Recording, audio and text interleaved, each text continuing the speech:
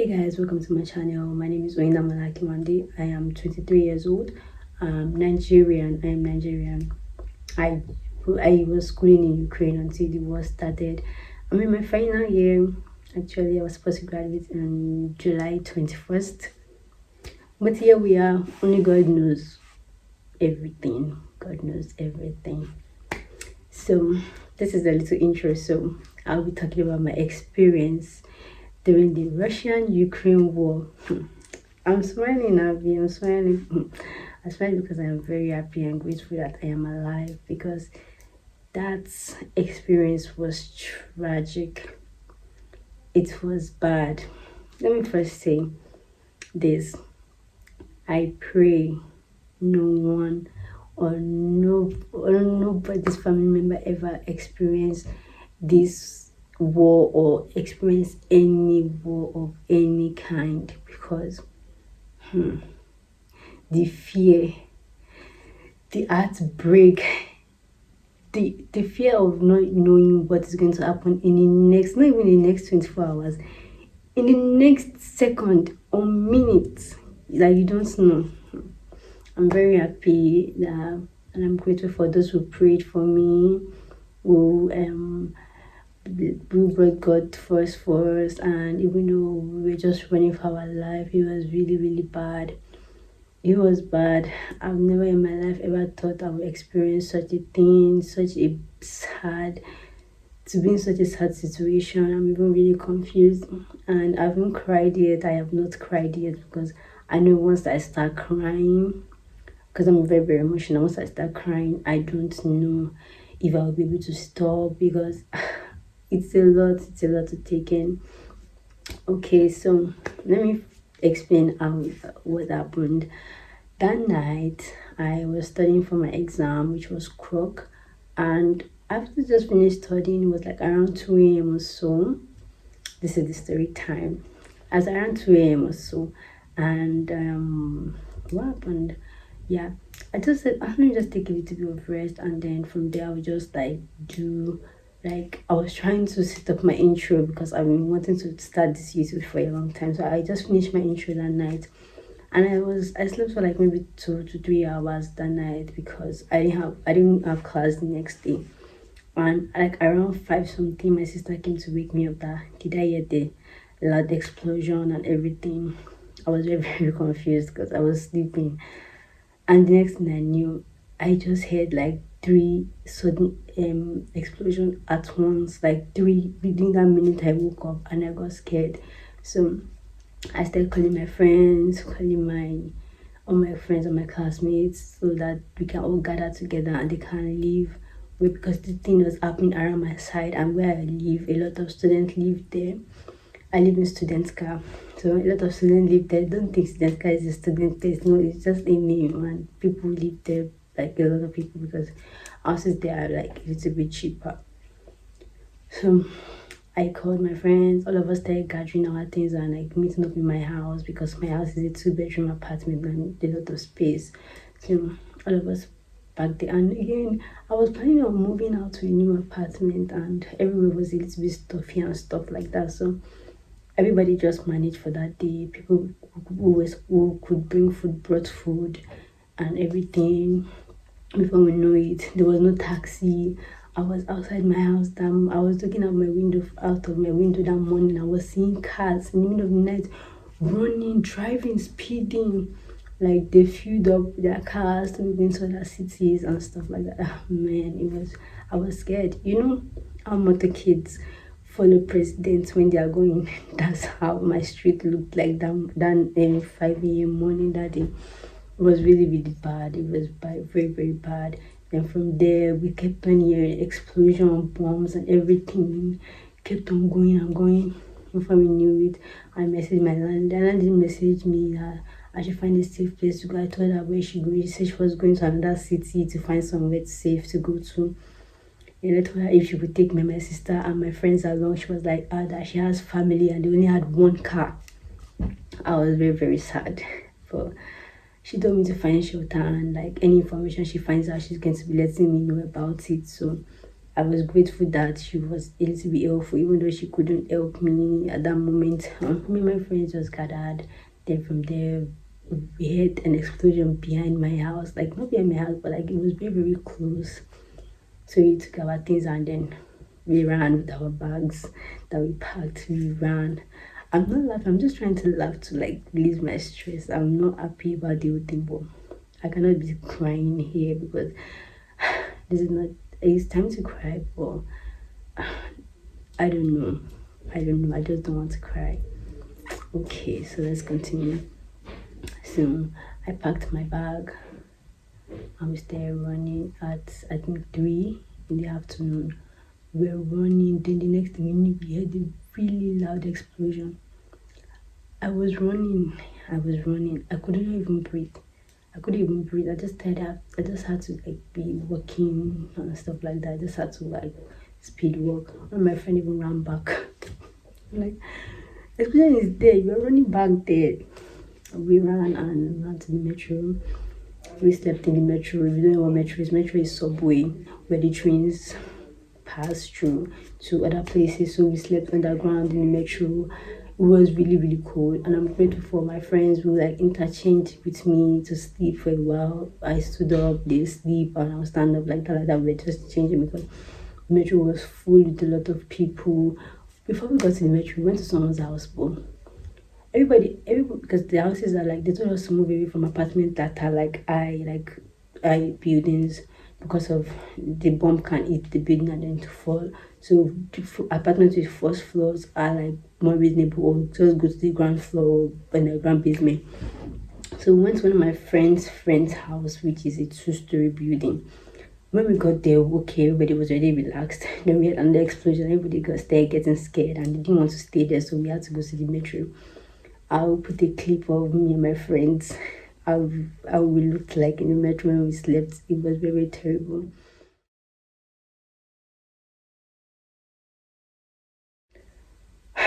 Then the next day we went home, we had our bath, we brushed because we were thinking, okay, things will be relieved. 12 o'clock, we got because there was a curfew by 6 a.m. So we waited for 6 a.m. Everybody had their bath, they ate. We had noodles, indomie. We had indomie that morning, indomie and egg. Then we had our bath. We were already sleeping. Our sleep didn't even enter 5 minutes. Okay, and the explosion. This one was like really, really bad because everybody was even saying the metro was shaking. So we were scared. We just packed our bag again. Started running. Started running to the metro. We started at the metro from 1 a.m. from 11 p.m. 11 a.m. Yeah. Sorry. 1 a.m.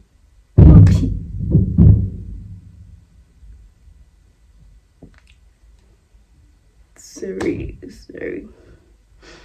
1 p.m. We sat down. Yeah.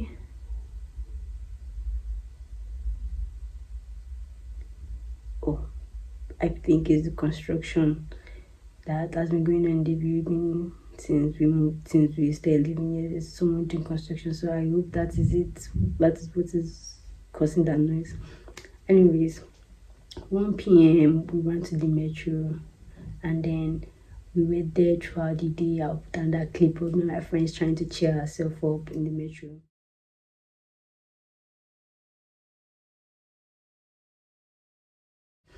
It was the bad thing was that it snowed heavily that day. It snowed heavily that day and made everywhere very cold. It's underground and then the snow is on the top, so everything is seeping in, and it was very, very bad that day. It was really bad. Even to this very moment, like after the whole thing, I have body pain and my auntie's hand is paining me. I can't raise it very well. I have hip pain, like if I move, my hip is paining me. So I really can't wait to go home and get checked up and everything like that. Then I called my parents if I could leave. My parents were scared because they were taking like before you get to the city, you have to pass through the regions, like kind of like village kind of places like that. We started hearing news that was going around that a woman was shot in front of her daughter in the I study in Akov in Akop Oblast, like I think like the outskirts of Akop. A woman was shot when she was going to get groceries with her daughter.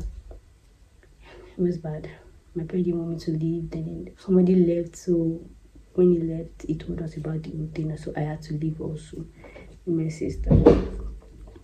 Do you know that fear of having your loved one with you? I'm scared that you don't want to leave her behind. That was how it was for me. I had to put my sister first, even if I couldn't. My sister had to make it. She had to make it. Like I was always pulling her hand, even though she was running faster than me. So it was a bad experience. Then we got on the train. We stood for like hours, like from 8 a.m. to like 5 a.m. when the train came. When the train came, God, everybody's there rushing into the train and everything. My sister has already got into the train. My friends have gotten into it, so it was only three of us left. It was my turn to enter inside the train. Somebody started strangling me. Someone was strangling me. I was not screaming. Oh my God, somebody's strangling me. Like, the person that was pulling me up was like, someone was strangling me. Help me. Before I knew it, somebody like, I don't know how it happened. I was just in the train the next moment. Cry. I didn't know how to cry. Because I heard my sister was already crying on the train that she doesn't want to leave me behind. I got on the train, Then we sat on the train for almost 27 hours till we got to a city called Lviv, where we had to find our way to get out of like Ukraine entirely. We were supposed to go to a place called Uzgorod. I don't know if it's correct, Uzgorod or Uzgorod, I don't know. Then we walked around in the snow to get taxi drivers. Oh my God. Sorry, I had a phone call, so I opened the door for someone outside. So as I was saying, we got to Lviv. We had to find a taxi driver to take us to Uzgorod or a bus to take us there. We walked around for hours. We could not find bus.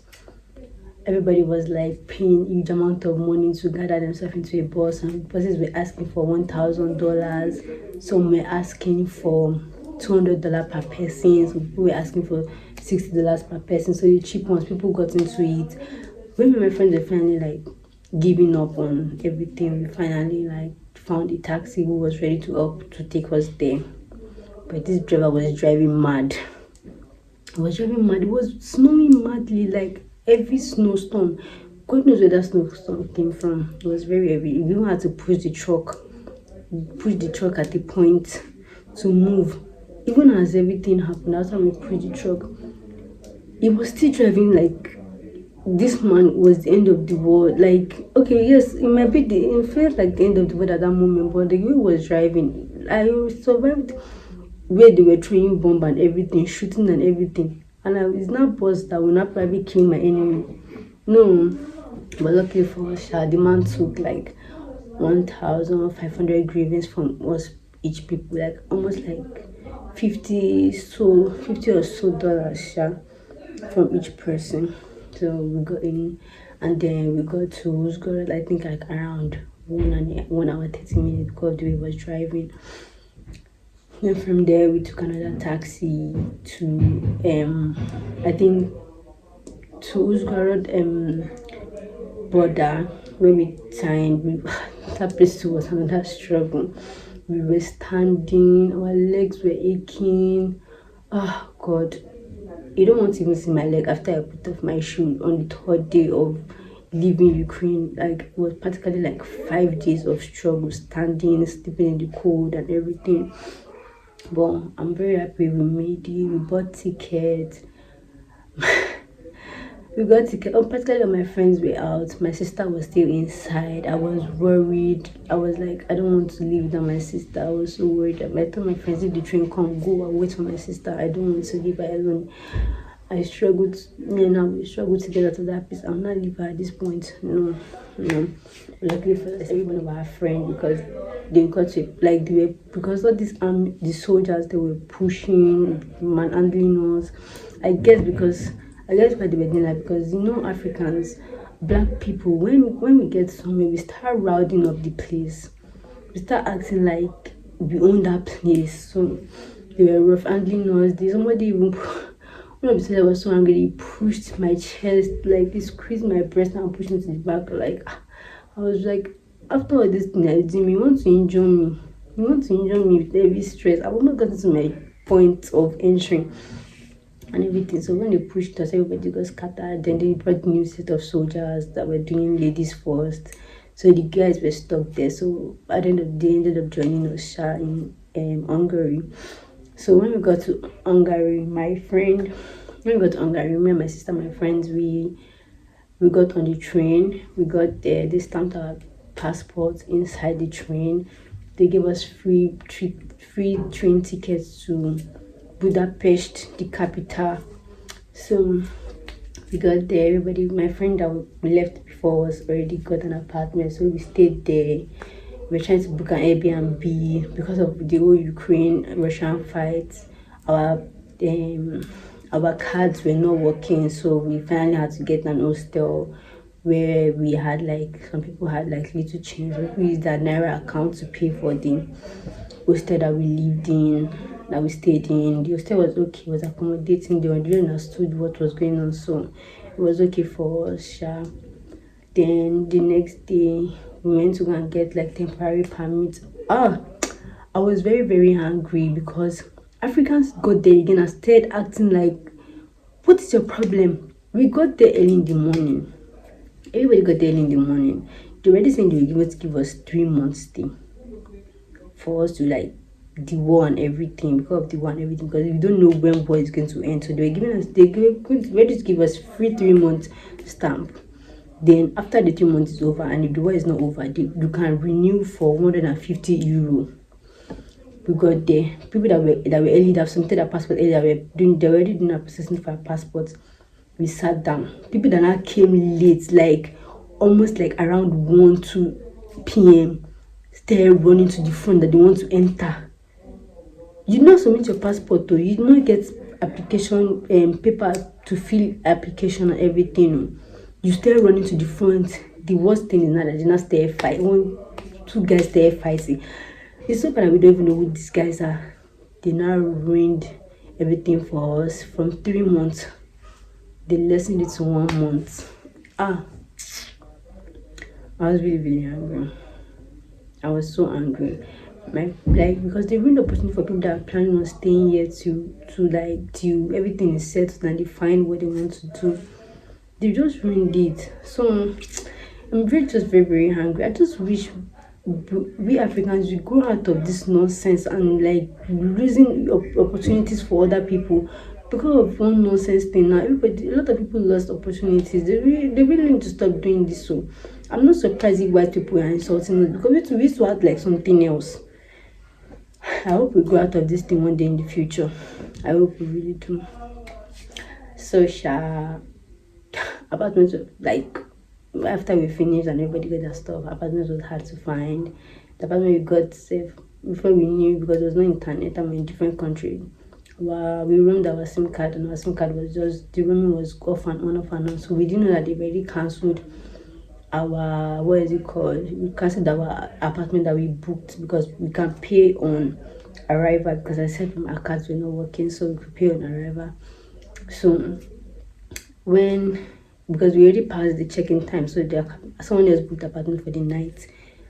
Luckily for us, the apartment was ready like on the next day till the duration of time we wanted to stay. So we got the apartment, and when my friend the car started working, they took we stayed in the apartment and everything.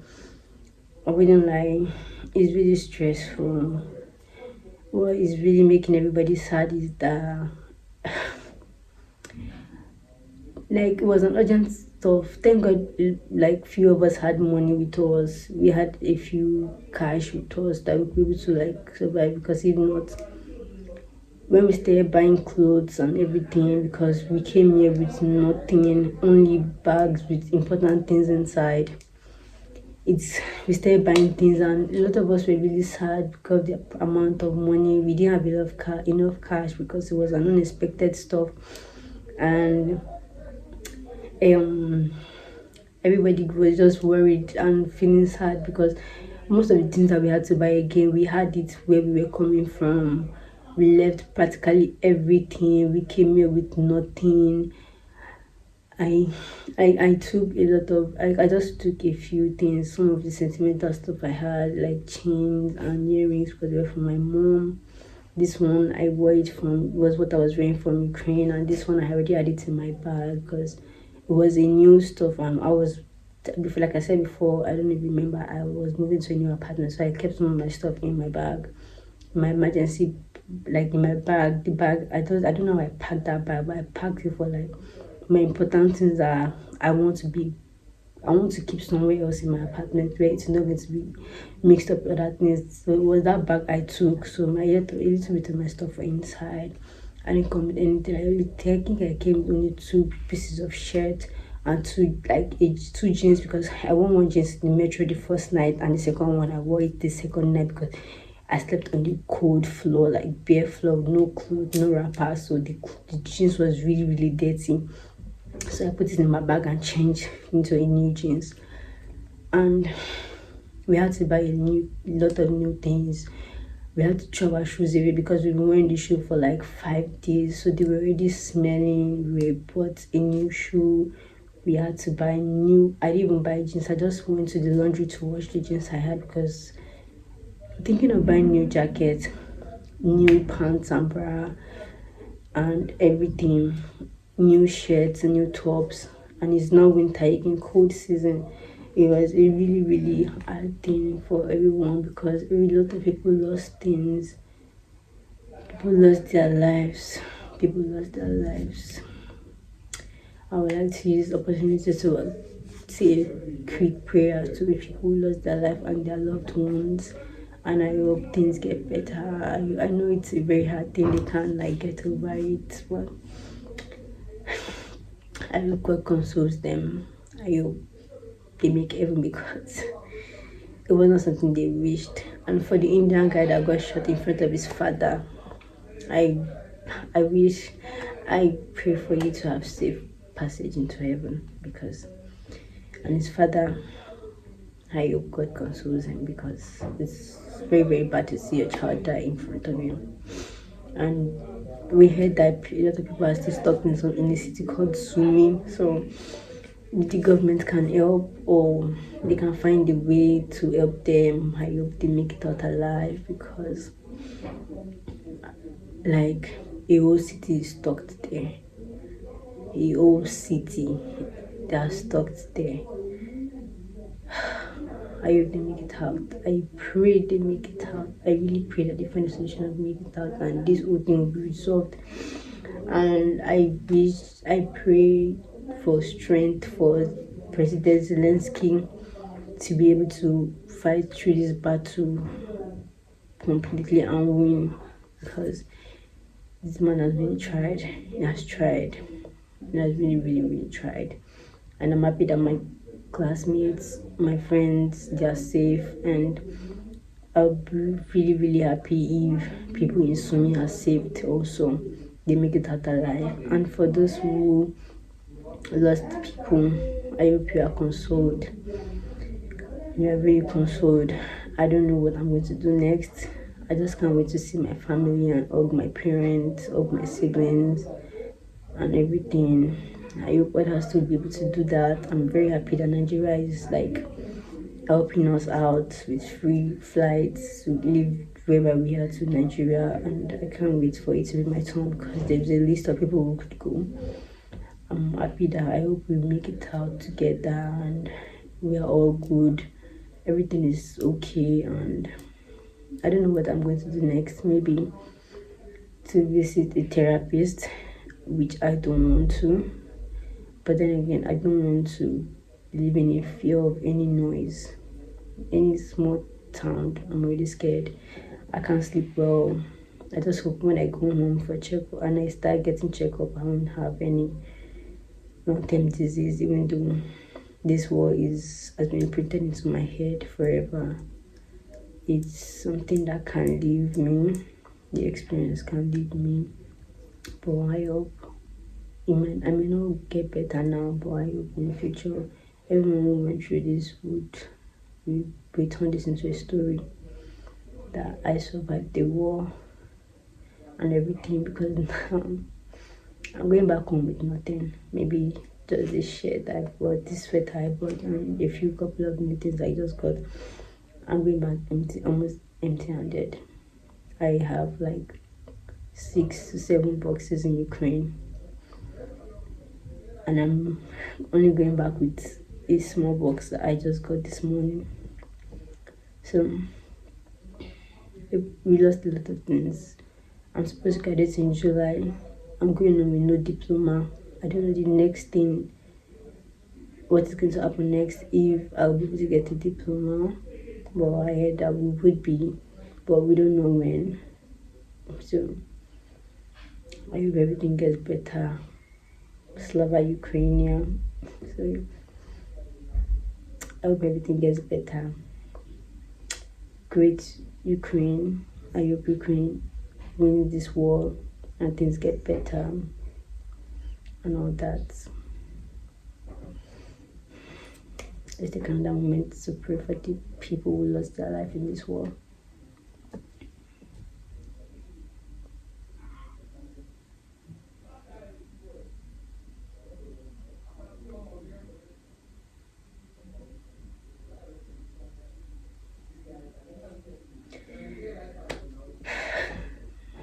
I'm happy that my friends survived.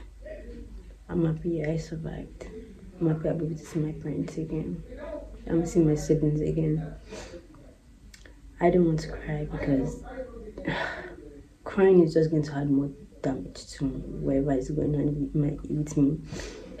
So sorry, don't mind the way I look, because I'm in this situation because of a tragedy. I'm in this situation because of something really, really bad. So I hope when I leave here and I get back to Nigeria, things get better. I look okay. I feel okay. I get checked up and I'm healthy again. I just want to rest and be with my family. Since the beginning of this war, I've been having this terrible headache which has not gone. So I would really, really love that headache to go so I can rest peacefully again. And thank you for listening, and I'll put videos of our journey up in the video. And if you guys are interested in knowing more about how my life is going, subscribe to my channel, like, subscribe and share, and help people who are stuck in Ukraine, help Ukraine develop once again. We really, really appreciate it. Thank you for everything. Don't forget to like and subscribe again.